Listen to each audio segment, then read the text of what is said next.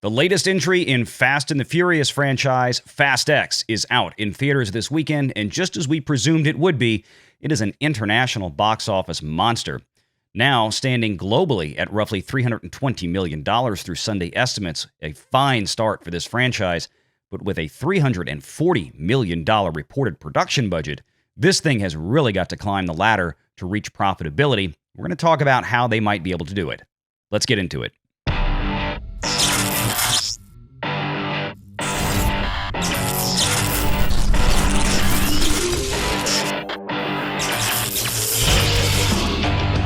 Renegade Online.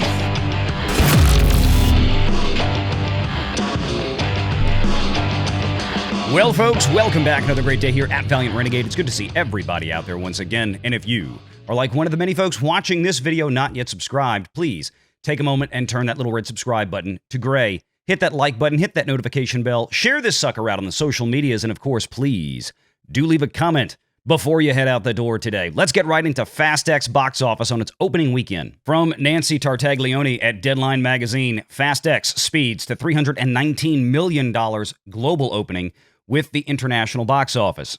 From just about an hour ago, Universal's Fast X has gotten off the starting blocks with an estimated $319 million global opening. While that's just a skosh lower than where we had it yesterday, this is still the second best worldwide debut of the year, behind only Super Mario Bros. Movie, which itself has jumped up to the number 3 position for an animated film of all time, overtaking The Incredibles 2. This is also the third biggest global launch for the Fast and Furious franchise. Overseas, the weekend take is $251.4 million from 84 international markets. And of course, this is as of the Sunday morning estimate. That is subject to change one way or another over the next 24 to 48 hours.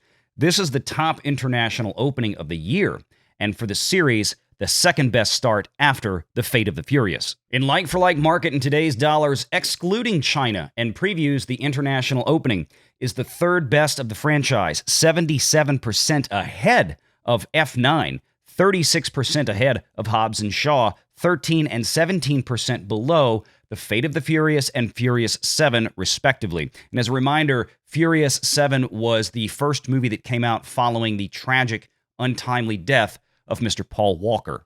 When including China and previews, Fast X also has the number 3 opening in the franchise, 6% ahead of F9, 8% ahead of Hobbs and Shaw, 39% below The Fate of the Furious, and 8% below Furious 7.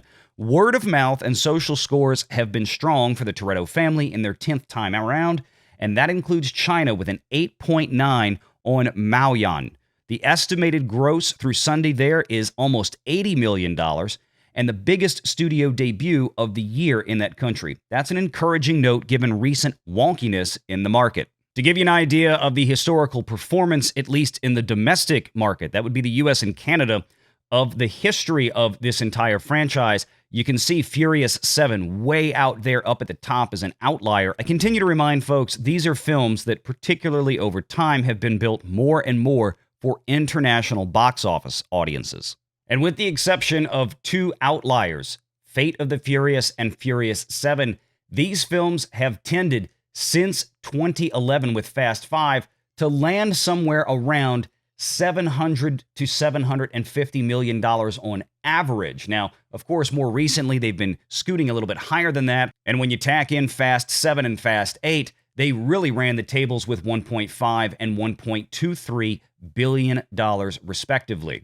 Now, of course, the other thing that we need to call to your attention is the accelerating production budgets from the first one. Now, if you can believe it, 22 years ago at $38 million, and today, $340 million for Fast X. That's $140 million more than F9. Goes to show you how much Universal is willing to pump into these films, even when you see box office numbers that are relatively muted for a film of this scale. So you have to ask the question, well, how do they keep doing these? How are they making money on these? This is not a giant interconnected multiverse, multi-film, multi-character series like the MCU. This is just sequel after sequel of the same film. What's important to understand, apparently the way Universal looks at these is a little bit more traditional in the sense of theatrical releases. And when I say traditional, I'm talking about pre-streaming days.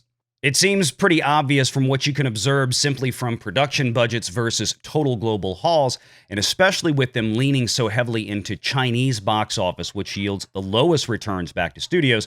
Where then is Universal really making their bank on these films? They're probably lucky, if anything, to even break even at the box office on these films. But one of the things Fast and the Furious has going for it that makes it somewhat unique in the Hollywood space is the fact that with such a big international exposure, there's a very different methodology of international distribution post-theater. For example, here in the United States, if the Walt Disney Company makes a movie like Guardians of the Galaxy or Ant-Man and the Wasp: Quantumania, upcoming with Little Mermaid and things like Indiana Jones and the Dial of Destiny, Disney is now, as we continue to remind folks, internally consuming almost to their entirety their own product. They're not being licensed out to third parties. And with such short windows after they are removed from the theater to the point where they land on something like Disney Plus, there really isn't much of a PVOD or physical media sale window either. So this is why we continue to remind folks that the Walt Disney Company and other studios that operate in similar fashion, they really need to make their money at the box office because there's not much financial life for them afterward. Think for a moment the global footprint of, say, Disney Plus, for example. They are in dozens and dozens and dozens of international markets already. So when they release Guardians of the Galaxy Volume 3, it's going to hit almost every one of those international markets that Disney Plus is currently in. Whereas with Peacock, Universal's own proprietary service, that's pretty much a North American market. And its subscriber base is about half that of Disney Plus in the US and Canada. So therefore, there is more of a market for premium video on demand, as well as physical media sales for films that they produce and then release on their own service versus a Disney with a much bigger footprint. But internationally, Peacock has virtually no footprint. So that means when something like Fast X goes out into the market post-theatrical, they still maintain very lucrative multi-year, multi-billion-dollar deals with other third-party distributors like Netflix and like Amazon Prime. And some of that international distribution for streaming will be done through them. That's going to be a big payday for Universal after the theater, unlike Disney Plus. Then, of course, for those international markets where there is no U.S. streaming penetration, that is to say China, PVOD, physical media sales, will be a much bigger thing there for movies like Fast X, which Fast X will probably wind up doing at least around $200 million in the Chinese market alone. And that's a big difference. That's why we always look at Walt Disney properties when they release into theaters, be they from Marvel Studios, Pixar, Lucasfilm, so on and so forth. They really have to make their money back at theaters, whereas other companies like Universal have taken a little bit more savvy business approach, and they have not walked away from big multi-year, multi-billion-dollar licensing contracts after movies leave the cinema. So let's pretend for a second if Fast X actually pulls in around $1 billion this time in the theaters, and maybe they take home, because of the heavy weight towards China, only maybe around 400 million of that, as opposed to maybe typically 500 million of that. That's still going to cover all their production cost and a decent chunk of their marketing. Now, of course, they also have big marketing partners. Think of all the cars in this movie. Each one of those car manufacturers probably has a big co-marketing brand promotion deal with Universal Studios to use these in the film. They're helping cover some of the production costs, of course, and of course, co-branded marketing once these things get into the theaters helps augment whatever marketing spend the studio is making. So there's a lot of factors that play in for a movie like this that is relatively different or unique in many cases from a lot of other films that come out. So realistically, is Fast X expected to actually turn a profit strictly in the theaters alone? No, that's probably unlikely. And like we said before, if you go back and you look down the historical register for all of the Fast and Furious franchise pieces, very few of them actually have. But then again, that's the way a lot of movies used to work up until the point when streaming came around, particularly proprietary streaming services, and especially ones that are as heavily handed as Disney Plus in consuming the studio's own content.